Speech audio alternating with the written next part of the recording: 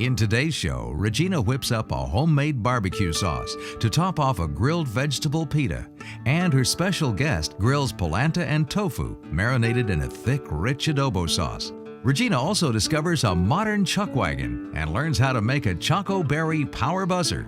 And wine expert David Berkeley makes his wine selection of the week. We're going to start today's program with a sad little story about the vegetarian at the backyard barbecue. Oh. You know what? I think this is going to be too emotionally painful for you, and I know it is for these people here. So we're going to skip the grisly details. Instead, we have a little visual representation for you. Back here, I have some lemons, and this is what it feels like, the lonely vegetarian at the backyard barbecue. Well, we're going to try to change that for you today because we have 4 different dishes that you can put on the grill that have no hot dogs and no hamburgers involved. We're going to be doing grilled vegetable pita, and then we're doing another version of an eggplant parmigiana that you put on a grilled sourdough bread, and then a very special guest, Holly Rudin, is coming in, and she's going to do a polenta and a wonderful marinade tofu steak. So we'll start out with our vegetables, which Chris is bringing in. You didn't have to do much. Not much. We're keeping it simple today because we have a lot of flavor coming from a barbecue sauce. So we're having some portobello, some summer squash, and some sweet red onion. And we're keeping the grilling process very simple as well. No marinades on this particular one. Is that olive oil? A little bit, just a tiny bit so it won't stick to the grill. Tiny bit of olive oil, and then face down on the grill. Then I put a little bit of kosher salt and a little bit of freshly grated pepper, and that's it. We're just going to make sure they have some nice charred marks on them. We'll do enough for 1 pita. Okay. Okay, we'll go ahead and finish these up, and then we're going to make a homemade barbecue sauce in a little bit. It's very simple, and that way if you want to kind of come up with something at the last minute with your own little creative stamp on it, that's a good way to go. And we're finishing up a little bit of eggplant, which we put on a little later in the cooking process, and some grilled sourdough. We'll begin assembling the sandwiches after we make the barbecue sauce. So let's put this aside.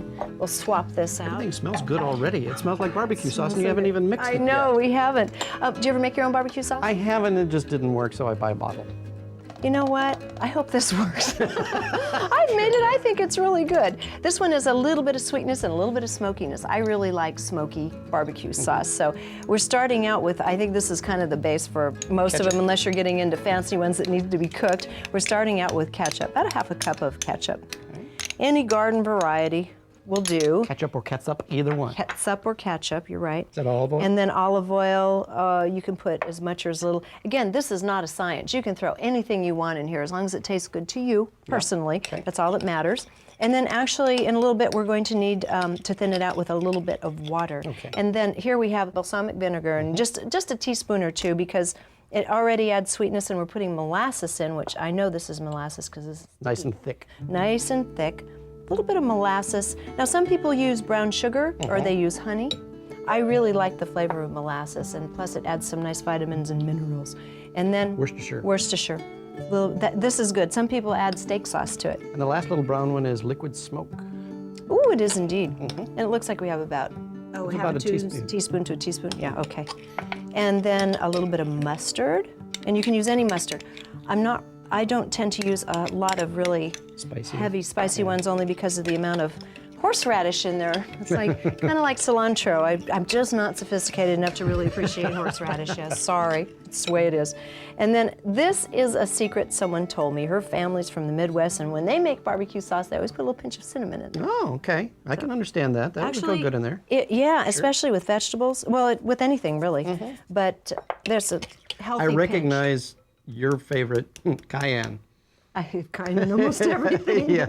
It's true. I back It's off good that, but for you the put it blood. in. Yeah. Good for the blood. So this would be a little spicy. Not terribly. You'll see it's not too bad. And then finally, we'll add some salt and some freshly ground black pepper. And then, should I taste it first before I subject everybody here to it? You better believe it. I'm not going right. to taste it until after you have. All right, in fact, that's what we have this guy for. So whisk it up a little bit to break up the mustard. And we're just going to use a little bit of this with the pita, right? Yeah. Just to give it a little Well, zest. as you can tell from the ingredients that have gone in here in any barbecue sauce, it becomes overwhelming if you use too much of it. We just want to give that kind backyard barbecue flavor to the pita, so we'll use a little smear of it in there. We don't really need to thin this out with water. This particular ketchup looks like it's on the thin side already. Now we're going to assemble the barbecue veggie pitas, and first of all, we have a lot of moisture in the vegetables, so you don't need a whole lot of this, and again, as we just spoke of, you don't want the taste of the barbecue sauce to be overwhelming, so we'll just do a nice little smear of barbecue sauce in here, and that ought to be enough to give it some punch and a little bit of heat as well. And you can put as much or as little of these vegetables as you like in here. I like to layer them, and a little bit of mushrooms.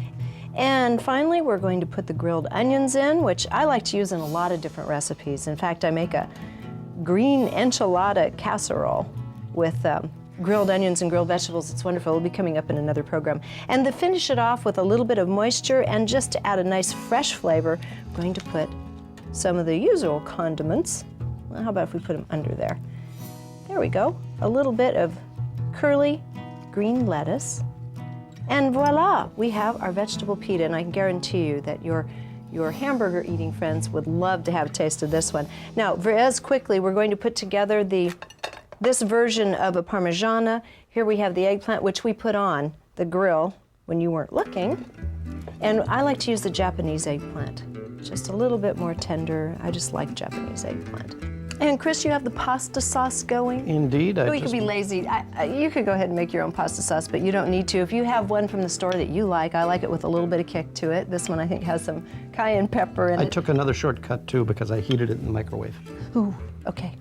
So all we do is put a little bit, you want to do that? Sure. Just put a little bit of sauce on top of here. How much? Don't want to drown it, but well, more than that. Oh, okay. That's fine, just enough to get a good smear across the top of it. And then we have also, this is again a barbecue. You're supposed to be having fun, not spending all day in the kitchen. A combination of pre-shredded, four pre-shredded cheeses. And then you can do what you like on this, but one way is put it right back on the barbecue and if you have an outdoor Weber, for example, you can cover it back up and that'll steam it and melt all the cheese on it, or you can go back in the house and put it under a broiler.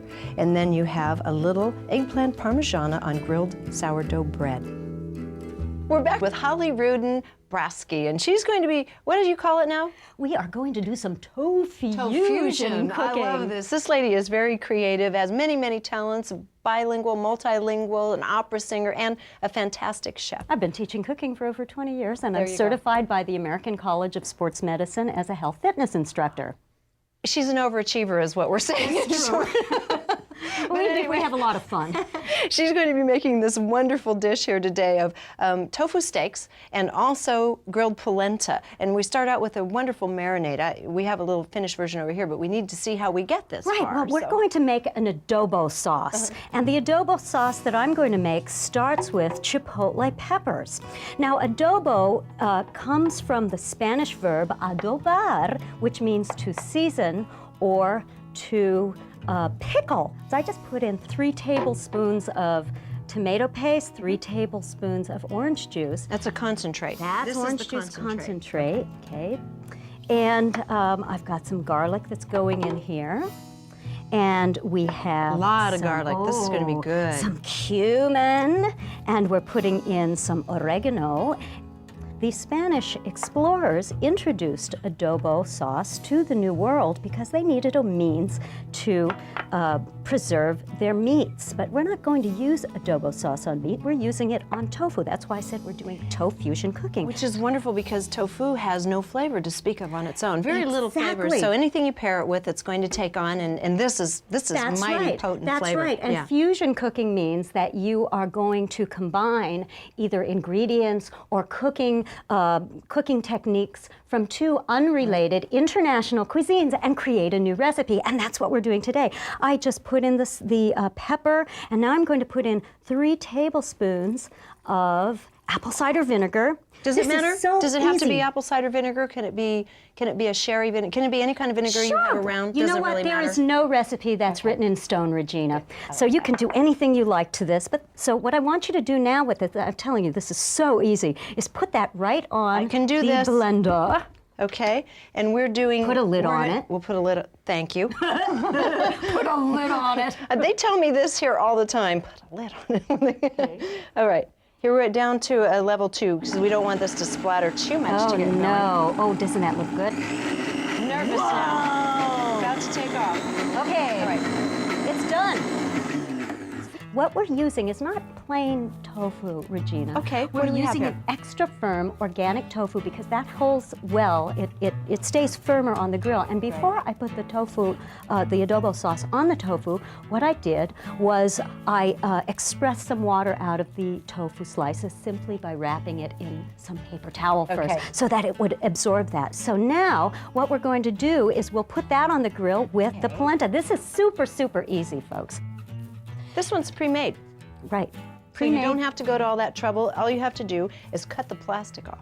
Now I'm going to slice these also about 1/2 inch thick so that everything comes off of the grill cooked at the same time. I'm going to try and get about 8 slices out of here. We're making dinner for 4 people.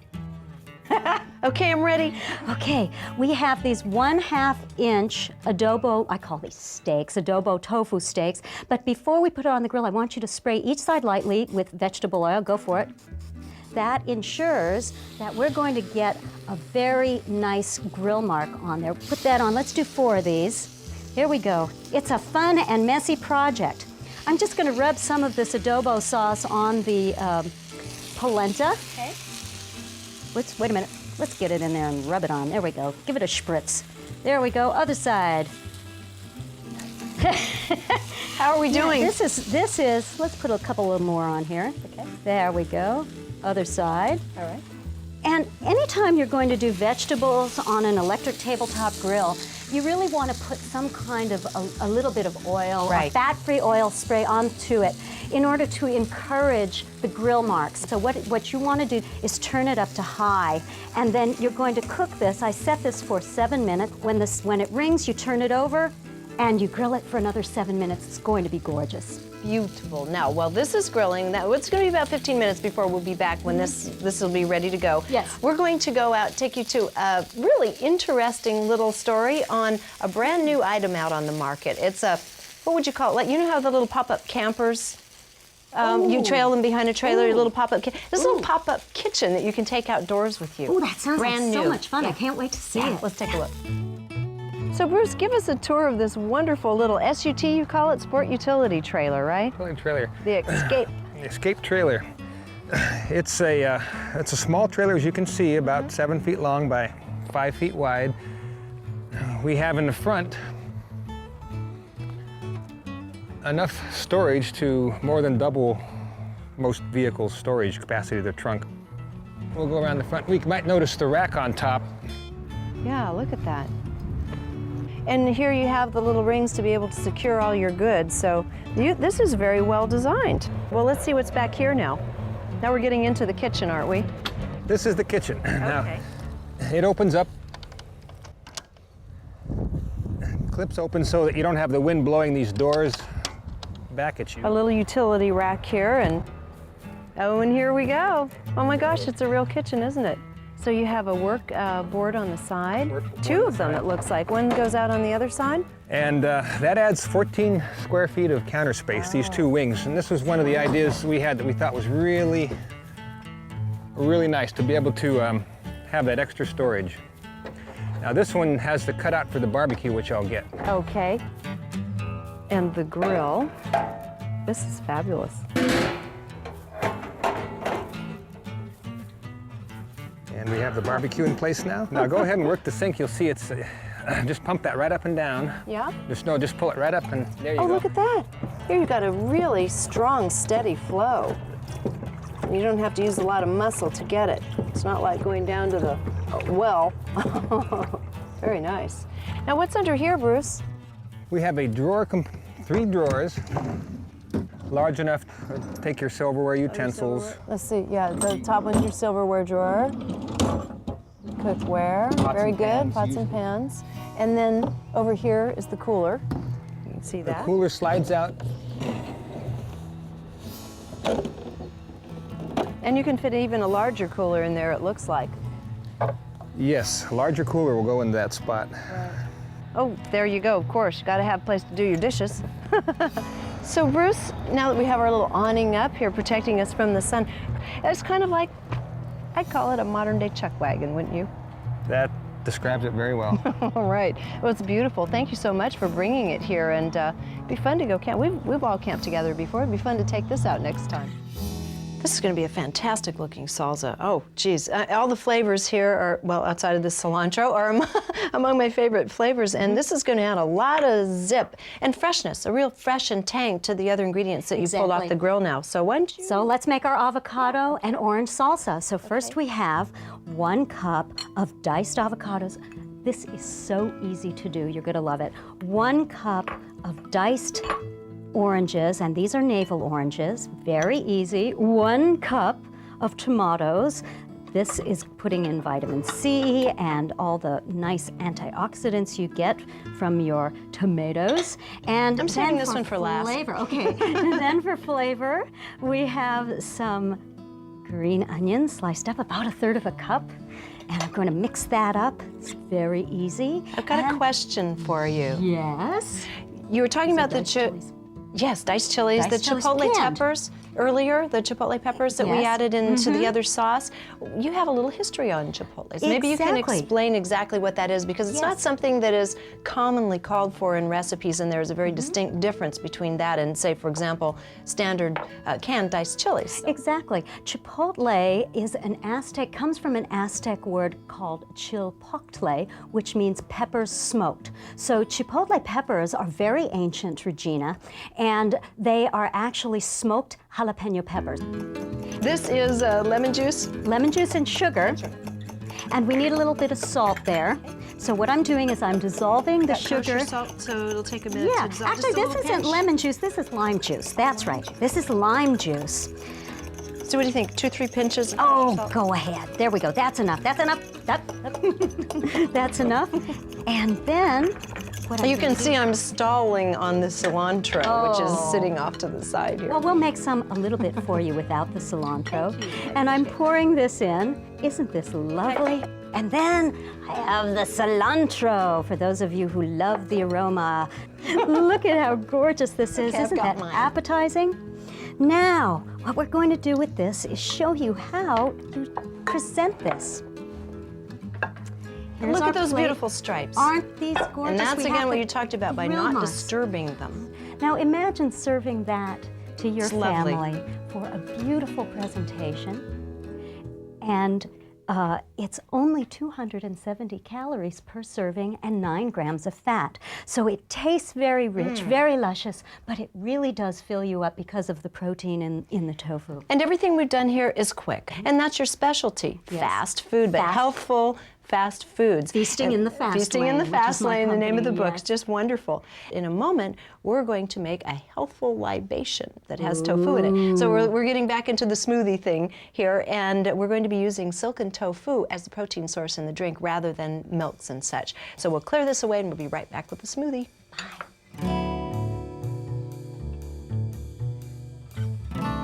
Holly is a woman after my own heart in another regard, aside from all this great use of tofu, and that is the morning breakfast smoothie. I've been making them for my entire adult life, off and on, every morning for my entire adult life. My son has been raised on them, and I'm always playing and experimenting with new ideas to come up with something, taught myself flavor-wise. But I have to say, this is one of the more interesting combination of ingredients I've seen for a smoothie. It looks good. You know, my father always used to say, if it has chocolate in it, it can't be all bad, Regina. And when, yeah, ooh. And I used to look at him and say, yeah, until I started studying nutrition. And I discovered that chocolate is actually quite wonderful for you, but in moderation, just like everything else. And I think, you know, as long as you're talking about the primary ingredients that come from the cocoa bean, you're in pretty good shape. That's what's carrying all the good stuff. It's really when you add all the fat and all the cream and all the butter and everything else to it that Exactly. it becomes. I love chocolate. I still eat it. So the key here is in moderation. You can do it. That's no problem. right. But this is a way to get your chocolate and eat Very a much healthy, so. This is a healthy and version. have it too without fat. So this this is another way that you can also feed tofu to people who are real I hate tofu people, and they'll never know that it's there. So first we're going to start with about a cup and a half, 2 cups of your favorite juice. This one I used some pineapple, strawberry, orange juice. And then I would like you to put in our secret ingredient, Tofu. some silken firm or silken medium tofu, whichever you like. And that's where your protein's coming That's where your protein. Give you the lasting energy to balance out all the sugars. That's right, and that takes about 3 hours to digest. So if you drink this in the morning, it's going to keep you until your next meal. Then we have our berries. Now, I'm using mixed berries in this recipe. So we have blueberries there, and we have raspberries and strawberries. We have some bananas we're going to put in there. Then we're going to sweeten with some all-fruit seedless raspberry jam because there's enough seeds in there. And then 3 tablespoons of ground chocolate.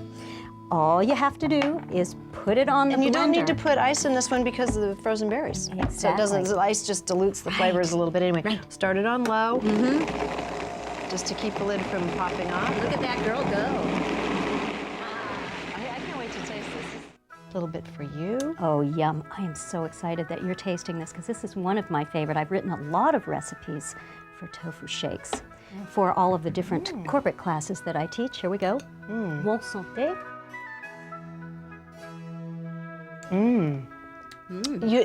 Just a little hint of chocolate. Really berry-y. Very good. Well, that's it for today's Healthful Libation. That's very good.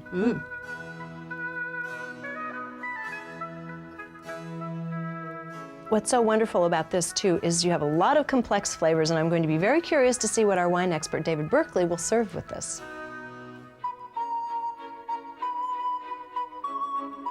When I encounter grill flavors with spice and that smoky character that's such a part of them, you usually find a bottle of red wine on my table, and a bottle of red that follows that sort of berry side of the fruit, a wine that can be served cool. And those of you that are regular viewers know that I'm a proponent of serving wines a little cooler than most. A lot of wines are served too warm as red wine.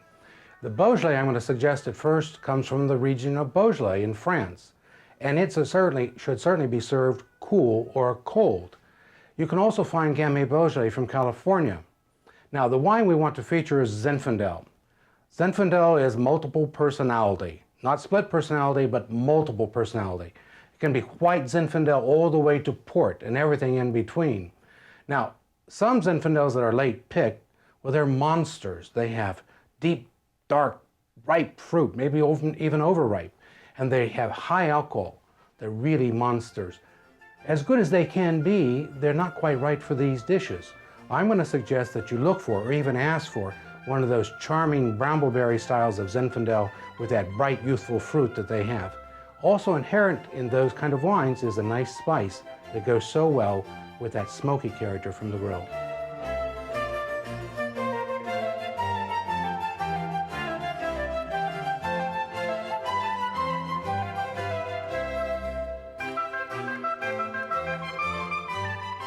I've been thinking about this cilantro thing a little bit more. This whole family-related hatred of cilantro. My dog will eat almost anything. I want to see how far this thing extends. So Let's see if the dog has taste. Yeah, let's.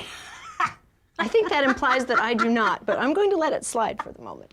Jeannie, here you go. Want to try some cilantro?